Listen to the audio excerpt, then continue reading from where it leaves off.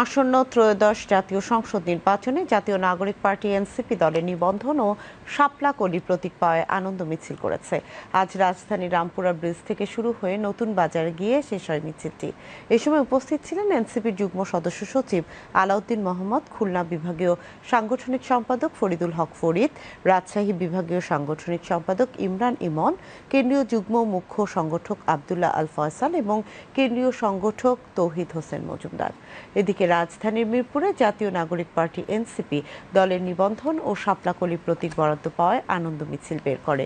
এ সময় ঢাকা মহানগর উত্তরের কেন্দ্রীয় সংগঠক ও প্রধান সমন্বয়কারী আবদুল্লাহ আল মনসুর, ঢাকা মহানগর উত্তরের সমন্বয় কমিটির সদস্য সর্দার আমিরুল ইসলাম সাগর, মিরপুর মডেল থানার প্রধান সমন্বয়কারী তানভীর আহমেদ, শাহ আলী থানার প্রধান সমন্বয়কারী শফিকুল ইসলাম রানা, কাফরুল থানার প্রধান সমন্বয়কারী সাব্বির আহমেদ এবং পল্লবী থানার প্রধান সমন্বয়কারী রেহানা আক্তার রুমা সহ মিরপুর জোনের সকল থানার নেতাকর্মীবৃন্দ উপস্থিত ছিলেন।